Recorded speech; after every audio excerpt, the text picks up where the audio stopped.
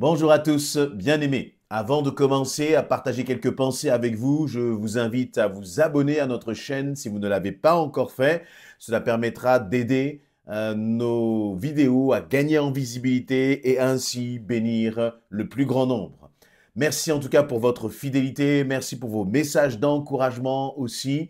Et je vais commencer par cette pensée autour de la fiabilité, être fiable, être quelqu'un sur lequel on peut compter. C'est vraiment important et je crois que c'est une des caractéristiques du chrétien, que ton oui, que ton non soit non, tout le reste, la Bible nous dit, cela vient du diable, que nous puissions dire des choses, nous engager, il est important d'honorer et de respecter notre parole. Ta parole a de la valeur. Mais si ta parole, c'est uniquement comme le vent, vous voyez, ça passe, ça sort, et puis finalement, il n'y a pas les actes derrière, tes engagements ne sont pas respectés, eh bien, je crois que ça porte gravement, cela nuit à notre témoignage. Et justement, dans la Bible, il nous est parlé d'une femme qui était fiable. On pouvait compter sur elle. Cette femme, eh bien, elle s'appelle Ruth. Nous allons lire justement dans Ruth chapitre 1. Quel est le contexte? Je vous donne un peu le contexte. Cette femme qui s'appelle Naomi, elle avait son époux, donc les deux sont juifs, et puis ils sont partis dans un pays étranger, en Moab, et là, eh bien, ils vont commencer à s'établir. Ils vont commencer comment dire, à bâtir leur vie. Et donc, Naomi et Elimelech vont avoir deux fils. Et ces deux fils vont se marier avec des femmes moabites, donc des femmes étrangères. Et ce qui va se passer, c'est que le mari Elimelech va mourir. Donc le père de Naomi, le mari de Naomi, pardon, va mourir. Et la maman va donc se retrouver seule. Il va y avoir une période de famine dans ce pays. Et dans son malheur, ses deux fils vont aussi mourir. Donc voilà que Naomi va se retrouver avec ses deux belles-filles dont Ruth fait partie. Et donc Naomi va dire à ses deux belles-filles, écoutez, je vais retourner dans mon pays puisque je n'ai plus d'attache là, dans le pays de Moab. Je n'ai plus d'attache. Toute ma famille, voilà, toute ma famille se trouve en Juda et donc je vais retourner en Juda. Mais vous, si vous voulez rester, vivre à Moab, vous pouvez rester, vous pouvez peut-être refaire votre vie, mais moi, je suis vieille, je suis âgée, donc je vais retourner. Et donc, je vais commencer la lecture dans Ruth chapitre 1, à partir du verset 6. Justement, il nous est dit ceci, dans ce temps de famine, puis Naomi se leva, elle et ses belles-filles, afin de quitter le pays de Moab, car elle apprit au pays de Moab que l'Éternel avait visité son peuple et lui avait donné du pain. Donc elle veut retourner dans son pays parce qu'elle sait que dans son pays, en Juda, il y a du pain, il y a de quoi manger. Elle sortit du lieu qu'elle habitait, accompagnée de ses deux filles, de ses deux belles filles, et elle se mit en route pour retourner dans le pays de Juda. Naomi dit alors à ses deux belles filles, allez, retournez chacune à la maison de sa mère. Que l'Éternel use de bonté envers vous, comme vous l'avez fait envers ceux qui sont morts, donc ses fils, et envers moi. Que l'Éternel vous fasse trouver à chacune du repos dans la maison d'un mari. Et elle les baisa. Elles élevèrent la voix et pleurèrent, et elles lui dirent, non, nous irons avec toi vers ton peuple. Donc on voit que les deux belles filles ne veulent pas abandonner Naomi, elles veulent rester avec Naomi. Mais Naomi va leur dire, retournez mes filles. Pourquoi viendriez-vous avec moi? Ai-je encore dans mon sein des fils qui puissent devenir vos maris? Retournez mes filles, allez. Je suis trop vieille pour vous remarier. Et quand je dirai, j'ai de l'espérance qu'en cette nuit même je serai avec un mari et que j'enfanterai des fils, attendriez-vous pour cela qu'ils eussent grandi? Refuseriez-vous pour cela de vous marier? Non, mes filles, car à cause de vous, je suis dans une grande affliction de ce que la main de l'Éternel s'est étendue contre moi. » Donc, vous voyez, il y a cette discussion, ce dialogue. Les deux belles filles veulent à tout prix accompagner Naomi dans son pays, mais ce qui finalement n'est pas leur pays. Elles sont moabites. Naomi veut retourner au pays en Juda. Et donc, Naomi leur dit, non, non, non, restez ici, d'une certaine façon, refaites votre vie. Et puis, voilà. Et Naomi nous est dit, dites à Ruth, voici ta belle-sœur. Donc, l'une des belles-sœurs, Orpa, va partir finalement. Elle va laisser Naomi. Et elle va rester dans le pays, dans son pays finalement, dans son pays de naissance. Et Naomi va se tourner vers Ruth. Elle va lui dire, voici ta belle-sœur. Et retourner vers son peuple, vers ses dieux. Retourne comme ta belle-sœur. Ruth répondit. Et écoutez cela, Ruth répondit, ne me presse pas de te laisser, de retourner loin de toi. Où tu iras, j'irai. Où tu demeureras, je demeurerai. Ton peuple sera mon peuple, et ton Dieu sera mon Dieu. Où tu mourras, je mourrai, et j'y serai enterré. Que l'Éternel me traite dans toute sa rigueur si autre chose que la mort vient à me séparer de toi. Quelle détermination de cette femme dans les versets 16 et 17. Ruth va dire, je ne retournerai pas dans mon pays. C'est le pays où j'ai peut-être ma famille, c'est le pays où j'ai peut-être mes amis, c'est le pays où j'ai mes habitudes, j'ai mes marques d'une certaine façon, c'est le seul pays que j'ai connu, c'est là où que j'ai grandi, c'est là aussi que j'ai connu mon époux, mon mari.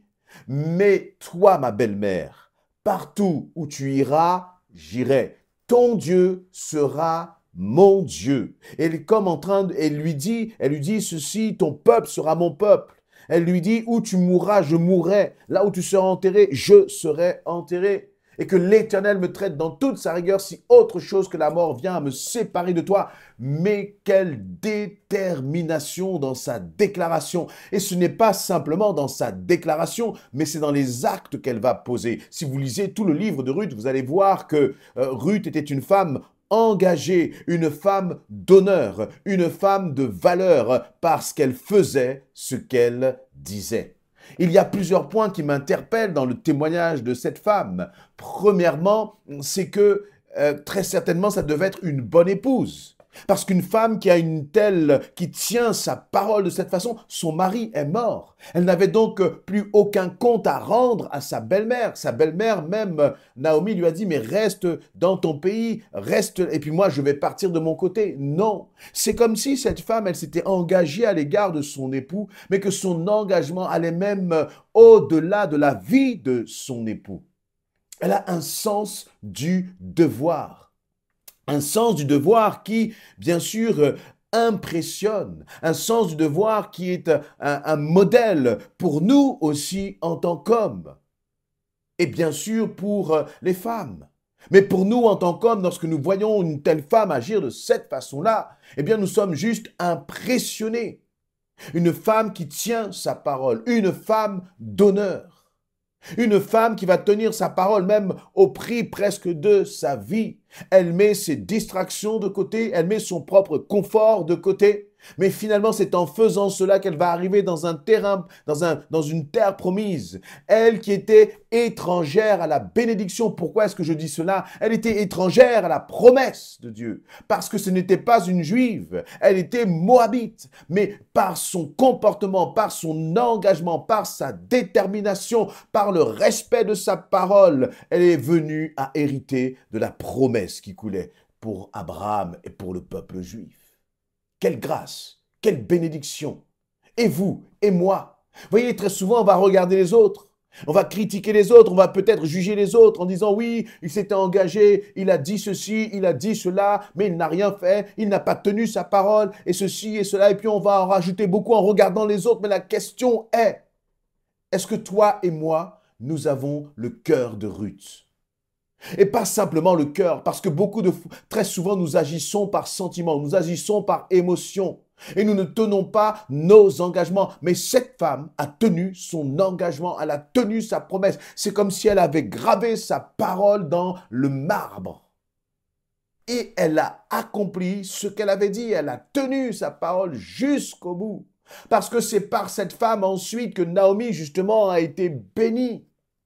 Cette femme qui était étrangère, finalement, la bénédiction a coulé sur elle. Et je crois que si vous et moi, nous sommes des hommes nous devenons des hommes et des femmes fiables, des hommes et des femmes sur lesquels on peut compter. Et je dis cela encore une fois parce que malheureusement, même dans l'Église, il n'y a pas tant de personnes que ça sur lesquelles on peut dire « je peux compter sur telle personne ». Et ça se voit dans le service, par exemple. Vous voyez, on s'engage dans un service et puis on est parfois un peu léger. Il y a parfois de la négligence, parfois beaucoup de retard, beaucoup de... Vous voyez, pour les choses du monde, pour notre travail, il y a beaucoup de choses que nous ferions et que nous ne faisons pas pour l'Église. Parfois même, nous sommes beaucoup plus stricts et droits au travail, dans le respect des règles du travail, que pour l'Église, que pour les choses du royaume de Dieu. Alors que ton travail, la Bible dit, tout ce que vous faites, faites-le comme pour le Seigneur. Quand tu travailles dans ce monde, tu travailles aussi pour Christ. Ton témoignage est important. À combien plus forte raison lorsque nous nous engageons dans un service dans l'Église?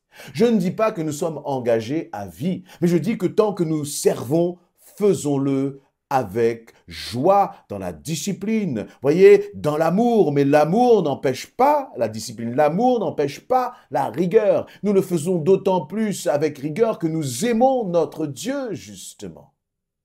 Et vous voyez, et je crois que c'est important que lorsque les autres nous regardent, nous puissions refléter ce témoignage de quelqu'un qui est fiable, de quelqu'un sur qui on peut compter. Et cette femme, Ruth, encore une fois, elle est un vrai témoignage vivant par son vécu, par sa façon d'être, par sa façon d'agir, par son engagement.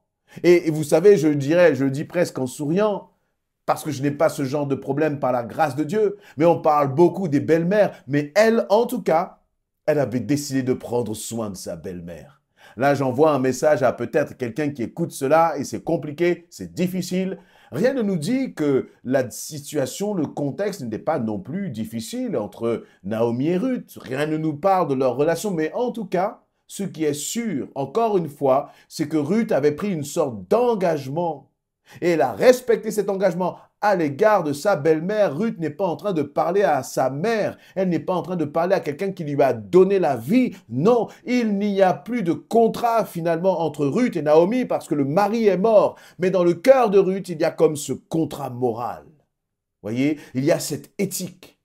Et je crois que ce sont des éléments qui sont fondamentaux dans notre vie en tant que chrétien, en tant qu'enfant de Dieu. Parce que finalement, nous n'avons pas à rendre compte aux hommes, mais nous avons à rendre compte à notre Père céleste.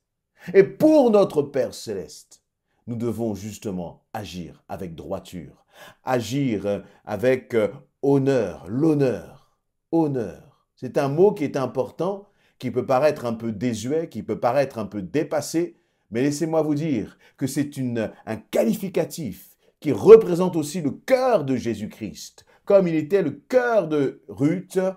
Et notre Seigneur n'est pas dans les modes, il n'est pas dans les modes de ce monde. Non, notre Seigneur ne change pas, il ne varie pas.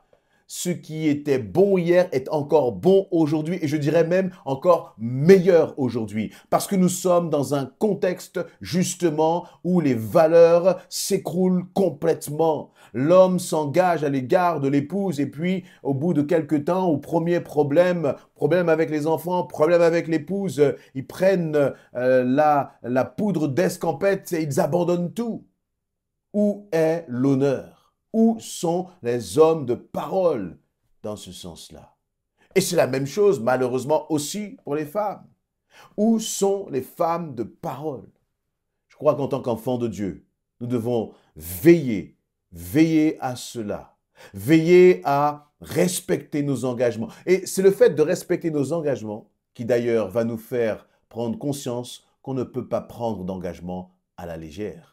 Quelqu'un qui va prendre des engagements à la légère, c'est quelqu'un qui va s'engager et finalement ne va pas tenir son engagement. Donc, quelqu'un qui agit comme cela, il va prendre 10 engagements à la minute parce que de toute façon, il ne va pas les tenir. Il ne va pas respecter sa parole. Mais quelqu'un qui respecte sa parole, Il sait que sa parole a du poids. Il sait que sa parole l'engage. Donc avant de s'engager, cette personne va s'engager avec sagesse. Soyons des hommes, soyons des femmes qui soient sages avec notre parole et qui respectons nos engagements. Des hommes et des femmes qui soient fiables, sur lesquels on peut compter.